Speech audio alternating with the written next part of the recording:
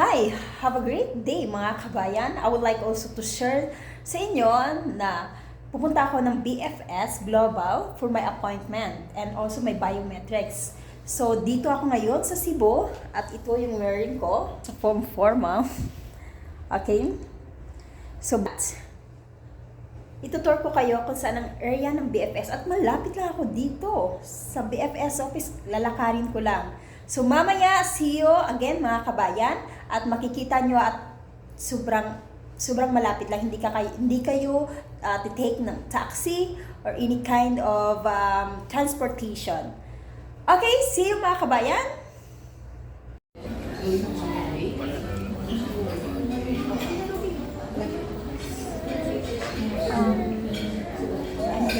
Kabayan, nag-breakfast muna tayo bago tayo pumunta ng BFS. But I would like also to share also sa inyo kung saan at malapit lang. Nakikita niyo po yung color brown na building. Ayun, wait. Yan. Diyan po yung BFS Global. I'll go there later.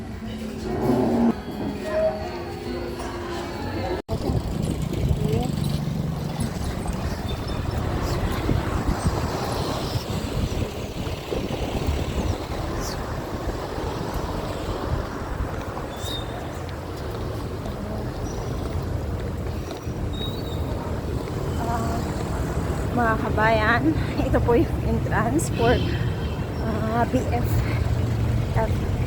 BFS Global.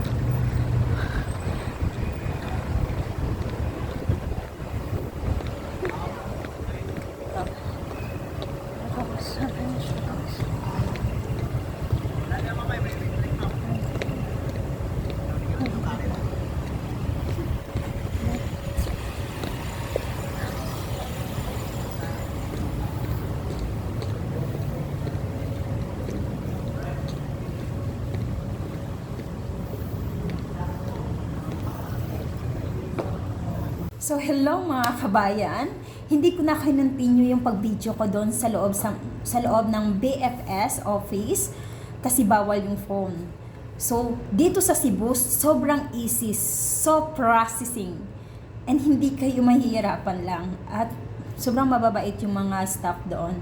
But first, bago kayo mag-submit ng mga papers, don't forget also all of your documents ay kompleto, naka-photocopy, or kapag meron kayong invitation letter, dapat naka-photocopy din siya. And then, passport, may photocopy din po tayo. And kasi hinahanap yan doon, yung passport na photocopy. At yung the other documents na very necessary. And the biometric, of course, it's really easy. Just prepare the cash money kasi meron doon din na isang walang cash, gusto niya through ATM, hindi po allowed 'yon. So dapat magdala kayo ng cash ng money kasi cash to cash yung pagbayad doon sa BFS office.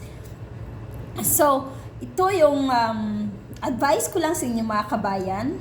You need to wear a formal clothes. Kasi meron doon isang babae sa BFS, how many times na pinabalik siya doon sa loob. Kasi naka-wearing siya parang pang summer. Ewan ko, saan pa siya pupunta? Beach ba yata? Siguro puntahan niya. Alam niya meron sang appointment sa BFS office. Naka-spaghetti and something summer attire.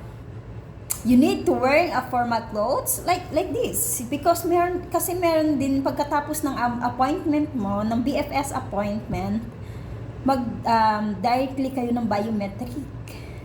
So kapag nag-wear kayo ng mga beach or kind of a party, please huwag ninyong gagawin yan kasi hindi allowed doon. Pababalikin kayo ni staff at pabibihisan kayo ng formal clothes. At yung other documents nyo, kapag hindi naka-photocopy, kayo pa rin gagawa nun. At I hoping na hindi kayo hintay nila kasi meron din yung ibang na appointment. Siyempre inuuna. Actually nauna pa nga ako dun sa babae eh. Dapat siya yung mauna sa akin. Yung kasi yung appointment ko is 12:50 noon. 12 no, yeah, it's something 12 noon. And then yung nauna sa akin is 11. Ako pa yung nauna kasi nga yung clothes niya pang beach. Pang-wearing yung beach niya. At, yeah, either yung short. Actually, hindi sila masyado strict eh. Yung ano lang, yung front lang talaga ng katawan natin. Dapat naka-formal attire ka, ganun. Like sampang office. And then, of course, the documents. It's really important of that, mga kabayan, na nakaphotocopy at na always prepared. Kasi ako is always prepared and very, very quick, you know. Ito na yung, yung papers ko,